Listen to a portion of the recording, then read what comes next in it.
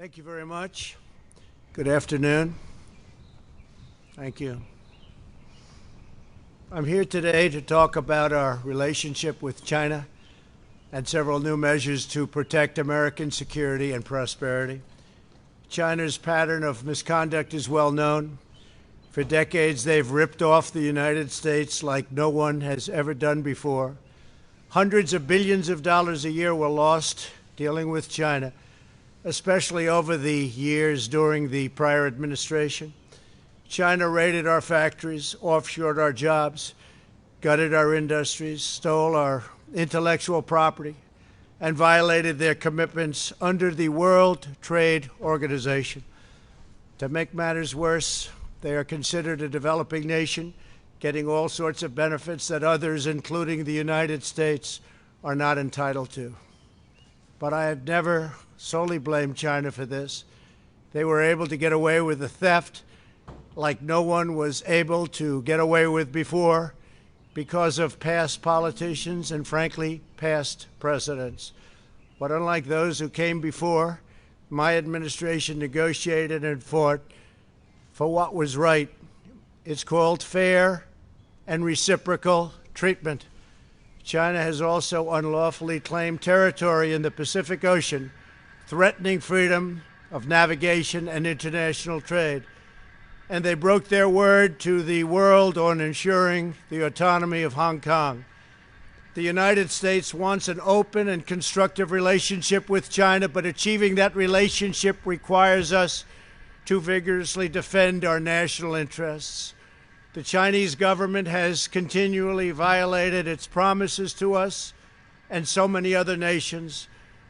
These plain facts cannot be overlooked or swept aside. The world is now suffering as a result of the malfeasance of the Chinese government. China's cover-up of the Wuhan virus allowed the disease to spread all over the world, instigating a global pandemic that has cost more than 100,000 American lives and over 1 million lives worldwide. Chinese officials ignored their reporting obligations to the World Health Organization and pressured the World Health Organization to mislead the world when the virus was first discovered by Chinese authorities. Countless lives have been taken and profound economic hardship has been inflicted all around the globe. They strongly recommended against me doing the early ban from China, but I did it anyway and was proven to be 100% correct. China has total control over the World Health Organization, despite only paying $40 million per year compared to what the United States has been paying, which is approximately $450 million a year. We have detailed the reforms that it must make and engage with them directly, but they have refused to act. Because they have failed to make the requested and greatly needed reforms, we will be today terminating our relationship with the World Health Organization and redirecting those funds to other worldwide and deserving urgent global public health needs. The world needs answers from China on the virus. We must have transparency. Why is it that China shut off infected people from Wuhan to all other parts of China? It went nowhere else. It didn't go to Beijing. It went nowhere else. But they allowed them to freely travel throughout the world, including Europe and the United States. The death and destruction caused by this is incalculable. We must have answers, not only for us, but for the rest of the world. This pandemic has underscored the crucial importance of building up America's economic independence, reshoring our critical supply chains, and protecting America's scientific and technological advances. For years, the government of China has conducted illicit espionage to steal our industrial secrets, of which there are many. Today, I will issue a proclamation to better secure our nation's vital university research and to suspend the entry of certain foreign nationals from China who we have identified as potential security risks. I am also taking action to protect the integrity of America's financial system, by far the best in the world. I am instructing my Presidential Working Group on Financial Markets to study the differing practices of Chinese companies listed on the U.S. financial markets with the goal of protecting American investors. Investment firms should not be subjecting their clients to the hidden and undue risks associated with financing Chinese companies that do not play by the same rules. Americans are entitled to fairness and transparency.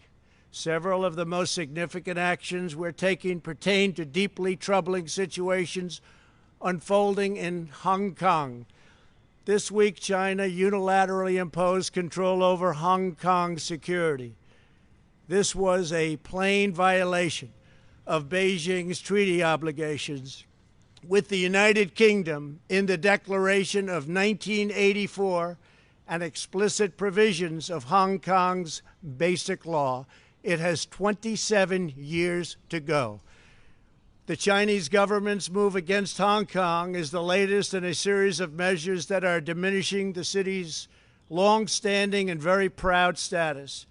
This is a tragedy for the people of Hong Kong, the people of China, and indeed the people of the world. China claims it is protecting national security.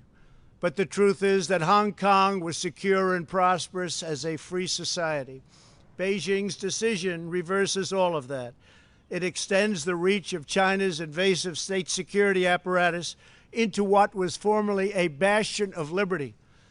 China's latest incursion, along with other recent developments that degraded the territory's freedoms, makes clear that Hong Kong is no longer sufficiently autonomous to warrant the special treatment that we have afforded the territory since the handover. China has replaced its promised formula of one country, two systems with one country, one system. Therefore, I am directing my administration to begin the process of eliminating policy exemptions that give Hong Kong different and special treatment. My announcement today will affect the full range of agreements we have with Hong Kong, from our extradition treaty to our export controls on dual-use technologies and more, with few exceptions. We will be revising the State Department's travel advisory for Hong Kong to reflect the increased danger of surveillance and punishment by the Chinese state security apparatus. We will take action to revoke Hong Kong's preferential treatment as a separate customs and travel territory from the rest of China. The United States will also take necessary steps to sanction PRC and Hong Kong officials directly or indirectly involved in eroding Hong Kong's autonomy and just, if you take a look, smothering, absolutely smothering Hong Kong's freedom. Our actions will be strong. Our actions will be meaningful. More than 2 decades ago, on a rainy night in 1997, British soldiers lowered the Union flag and Chinese soldiers raised the Chinese flag in Hong Kong. The people of Hong Kong felt simultaneously proud of their Chinese heritage and their unique Hong Kong identity. The people of Hong Kong hoped that in the years and decades to come, China would increasingly come to resemble its most radiant and dynamic city. The rest of the world was electrified by a sense of optimism that Hong Kong was a glimpse into China's future, not that Hong Kong would grow into a reflection of China's past.